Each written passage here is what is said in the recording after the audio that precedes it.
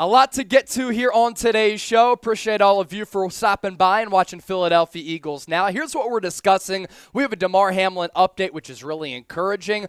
Jalen Hurts injury news as well. Is he looking great at practice? Because back-to-back days in which he was on the practice field at the NovaCare complex. We'll get you up to date with what's going on with CJ Gardner-Johnson and his status against the Giants here in Week 18. And A.J. Brown is pissed off.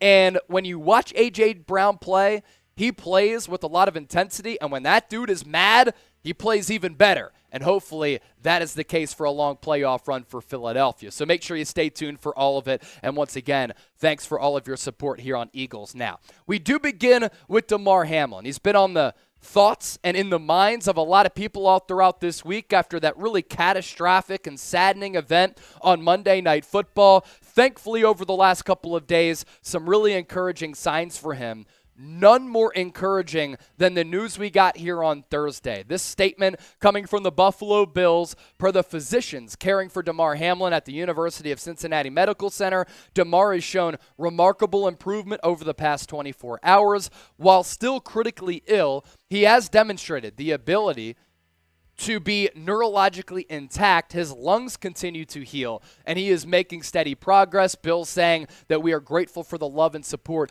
that we have received. And the stories coming out from Cincinnati, really powerful, right? And this is a great example that there is power in prayer because so many prayers have been said for Damar Hamlin the last couple of days, and every single day he's continued to get better. And what Ian Rappaport had to say, Cameron Wolfe, by the way, has done a fantastic job reporting on Damar Hamlin all throughout this week since Monday Night Football. This coming from Rap Sheet, that Hamlin opened his eyes last night. He is responsive, truly incredible. One thing that's very clear from speaking to those close to him, they are endlessly appreciative of the medical care given to Hamlin on the field immediately, then over the last 72 hours. And our first responders, those who work in the medical field, they don't get enough credit on the daily basis. And then Rappaport adding that Hamlin has been gripping the hands of those close to him, another very positive sign, and a wild story that certainly gives you perspective. It goes to show you the guy that Hamlin is. Doctors were communicating with him through the written word, and his first question that he asked the doctors was, who won the football game between the Bengals and the Bills? Obviously, he didn't know that that game was suspended and it's not going to be picked up. They responded by saying, you won at life. So if that's not powerful, I don't know what is. Thoughts and prayers continue to be with him. And hopefully he has a normal life after this. It's certainly more than football. So our thoughts and prayers continue to be with Damar Hamlin and his family. A great and encouraging update for him. Now to some Eagles talk here. Let's get to the injury front for the Birds. Latest on Jalen Hurts, participated in the team's walkthrough on Wednesday. More good news here on Thursday, and a lot of you have stopped by for this reason. He was on the practice field yet again on Thursday. First time participating in a walkthrough since the Bears week. So that tells me that the shoulder is improving a little bit after missing the last two games. And Shane Steichen was asked how he looked in practice on Wednesday and said, quote, he was locked in. Jeff McClain with the report for the Philadelphia Inquirer that Hurts on Wednesday ran with the first-team offense during the walkthrough. Eagles source said will likely receive a full participant designation when practice report is released. He ended up being limited. Another step toward the quarterback returning from his shoulder injury and starting Sunday against the Giants. And I'm not sure if he's going to play for an entire half, if he's going to play for the entire game, but encouraging nonetheless that Jalen Hurts is continuing to get better. He did some drills where he ran through some of those tubes in which they try to knock the football out, and they were taking some swings at that right shoulder, so signs pointing up for Jalen Hurts. As for what Sirianni said about his status for Sunday's game, quote, we'll still keep that day by day. We don't have to make that decision. We're going to see how this week goes and see how our walkthrough goes. We'll get a better idea over the next couple of days. And for Philadelphia, really no indication as to whether or not they are going to play their starters and play a lot of their key players. Early reports out of the Meadowlands are that the Giants are not going to play a lot of their key players. That's big for Philadelphia because if they win on Sunday, they get that number one seed in the NFC, and they are crowned NFC East champs. And here's where I kind of stand on this issue. I am team play Jalen Hurts if he can, as well as the starters, because I really do think it's important for the Eagles to flush their previous two games, get rid of it, put it in the rear view, get their swagger back, dreams and nightmares style, so that they get back to the level of football that they were playing prior to Jalen Hurts going out, and get that level of confidence up heading into the NFL playoffs, and hopefully, given the injury issues that they have suffered, they can get that first round bye as well. So you be the coach, you run the organization here, and you control the fate of the face of your franchise. What would you do with Hurts? Would you play him against the Giants? P for play, R for rest. Let us know down below in the comment section. What I do think is very interesting is the betting lines that we've seen this week between New York and Philadelphia. Because when the Eagles played the Giants earlier this year, they were not 2-touchdown favorites. They are, though, and they have been all week, with the over-under set at 43. So that number of minus 14 for Philadelphia is telling for a couple of reasons, because it tells me the odds makers think that Hurts has a good chance to play and is probably trending toward playing. But also, that couples with the fact that the Giants are probably going to rest their players. There is no other reasoning behind why the Eagles would be 14-point favorites. Coming off back-to-back losses, the confidence is low right now. So, again, more good signs for Philadelphia heading into the finale of the regular season. And for Hurts against the Giants back in Week 14, he was really good, both chucking the rock and running it. And if he's able to resemble these numbers here on your screen, Philadelphia is going to be in a very advantageous position. 21-31 in the Meadowlands earlier this year at MetLife. 217 passing yards with a couple of really big plays downfield as the Eagles thoroughly dominated that game because the talent gap is drastic between these two organizations. 2 touchdowns, no picks, added a rushing touchdown, and on 7 carries, he had 77 rushing yards. So Jalen Hurts, you do this against the Giants here in Week 18, Birds are going to get that number 1 seed, and all will be good, and all of our concerns will be tempered just a bit.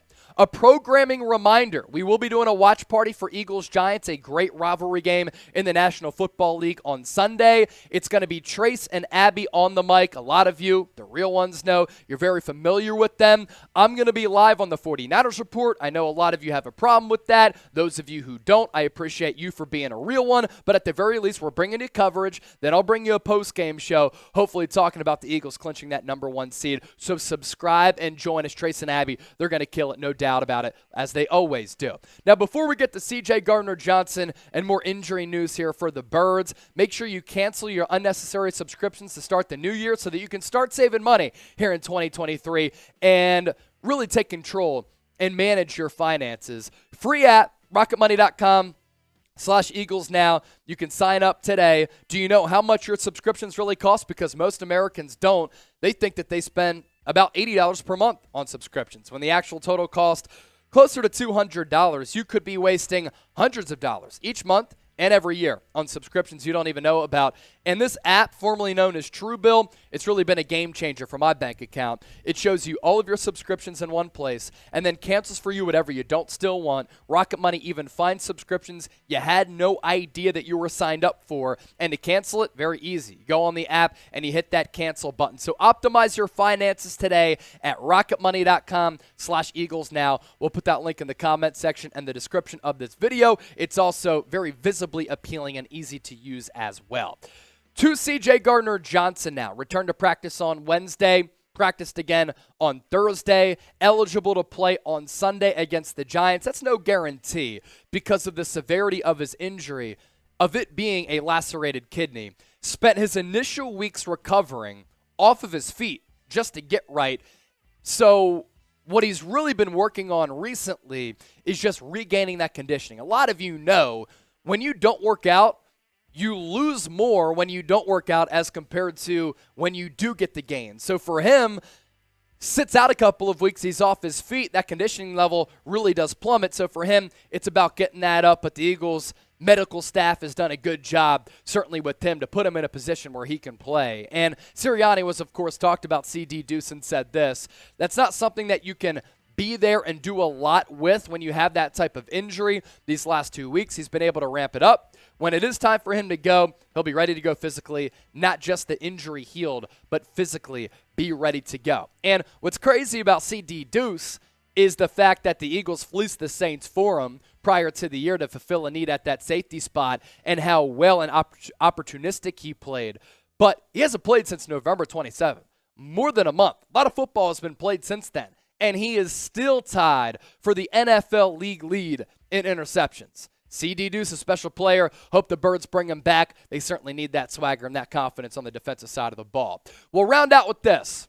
A.J. Brown is fed up. Took a lot of heat in the media this past week for giving up on a play that I just think was bogus. I don't think the dude gave up on the play. He had his reasoning, and to the football technicalities of it, yeah, I think Gardner Minshew made the incorrect read, and Brown is pissed off. He's ready for the Eagles to get back on track following 2 straight defeats, and here's what he had to say as well. We got to get it done, man. We got to try to get some momentum for the playoff push. It's not about pressure. There's still no pressure because once you're in, then it's a whole new season. We're trying to set us up for this new season. Get rid of the mistakes, play fast, play ball. Me personally, I am pissed off. I want to go out and handle business the right way. I'm definitely going to go out and play with an edge and try to get my guys in the wide receivers room to play with the same edge as well. Does that sound like a leader right there? I think it does. And a lot of people were saying one of the team's best players, he's not showing leadership qualities by putting the blame on Gardner Minshew. But I'll tell you this is the edge that the Eagles need because the last 2 weeks they've kind of missed a little bit of that swagger and that gusto and not being afraid. And A.J. Brown, if he's not playing afraid, he's going to dominate against the New York Giants. Before we hop on out of here, feel free to interact with me, Twitter and Instagram at Chase_Senior. For those of you who don't know me, grew up in Westchester, right outside of Philly, went to Temple University. I've been rooting on this team ever since I could walk. So hit me up on Twitter. Great minds think alike. Love this football team, and I love interacting with all of y'all.